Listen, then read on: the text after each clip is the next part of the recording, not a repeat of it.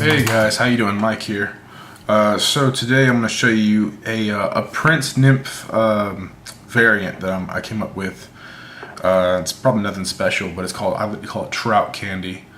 It's a soft hackle version with I've been tying it in multiple colors. So like here's a purple, and then if you don't like that, you can also go to a green. Just whatever dubbing you have in stock or you have laying around, and these are kind of toothed up from trout from last season, but and then I just matched the dubbing with the rib, and here's one also tied with the red tail in black,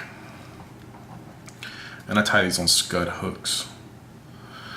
Today we're going to tie one in red or black.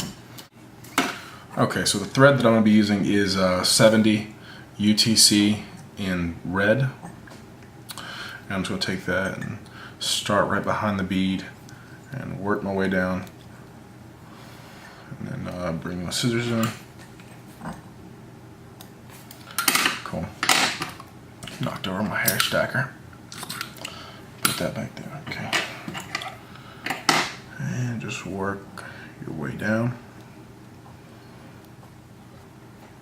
Touch and turns all the way to about right there.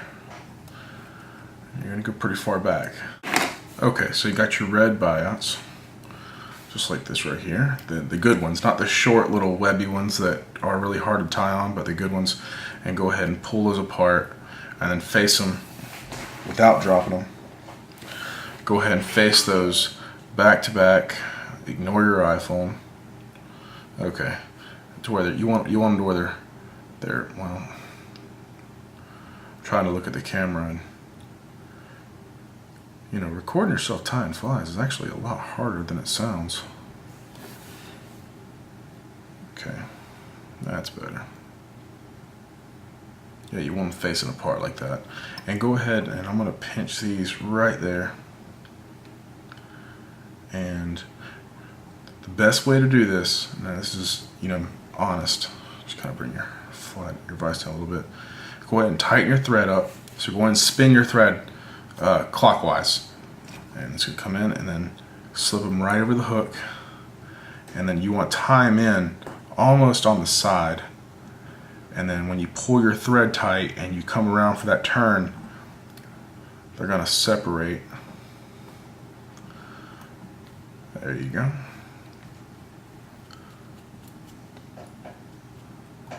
Usually they'll separate a lot better than that, but these are the last couple buyouts I have for red. Okay, and then go ahead and tie in your red wire, and this is a small, I think, either small or midge, and go ahead and tie that on the side,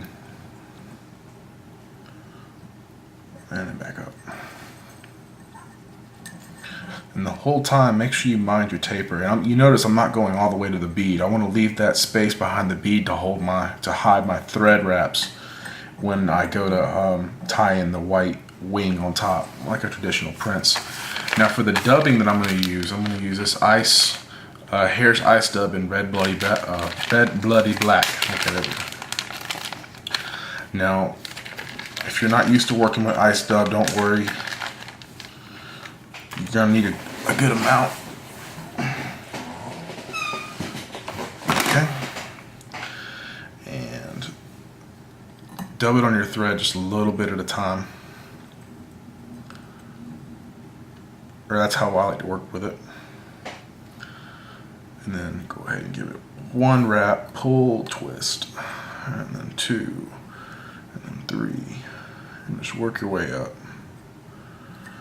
And you're building a really thick taper, almost like you would a caddis larva or caddis pupa. There you go. And then 1, 2, 3. If you don't like it, go back. There we go.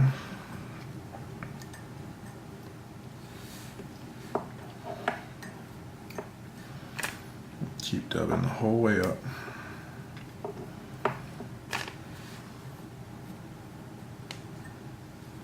Once you got the the butt end of this fly started with the dubbing. The rest is pretty easy. The hardest part about working with ice dub is getting that the thin end of the taper started. And don't worry if it looks really buggy. Like you see, I have like fibers going everywhere. That's what you're looking for. So don't worry about that. That's part of it. So then come in with your rib, and I'm just using the rotary vise. Just makes it easier for me, even though it's nowhere near centered. There we go. Yeah, so focus here. Let me bring this up a little bit. Okay, yeah, I'll wrap it. Those last couple ones right there. And you can probably barely see the rib in the camera, but it's there.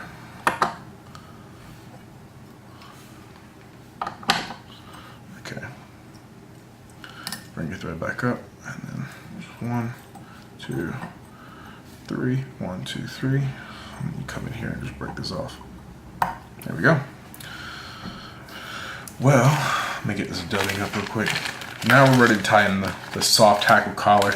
And you can use any dark black hen you have. I'm going to use jungle cock just because this is something I use all these eyes and stuff for my wet flies. So I'm just going to use some of these black feathers up here because there's really not much you can use them for. So, and they're great feathers too. They're great for these soft hackles. So just pull off one. It's gonna look like it's a lot bigger than you need, but trust me, it'll work. And just pull off all this webby material at the bottom. Go ahead and pull your fibers back. Expose the tip. And I'm wanting to get these feathers. Like if you look at this feather, I want these fibers right in here. These are the ones I'm wanting to tie in, right there, right here. I don't want these back here, and I don't want these right here. I just want those right there. So what I'm gonna do is I'm gonna cut this feather right under. Just get that little point right there, and watch what you can do here. It'll help you hide that point a lot better. Come in, and then just 1, 2, 3, and then you watch it. Just get the bead kind of swallows it because we have all that extra space down there. There you go. And it just wraps up. And then wet your fingertips split. And come in. You don't need hackle pliers. And don't worry, if you got fibers poking out like that, that's fine. Just come in 1, 2. You know, just make sure you're not like doing like what I am right here, because I got my fibers wrapped up in my thread. 1, and well, you know what? That's good right there. Sometimes you'll get like a 1.5 turn in. That's fine. And then just cross your thread straight up and over. Don't worry about trapping fibers, stuff like that. You're good. And I'm just going to come in here and then trim that away. And then brush all those fibers back and roll them back. And you see how it forms almost like a shuttlecock, like looking away.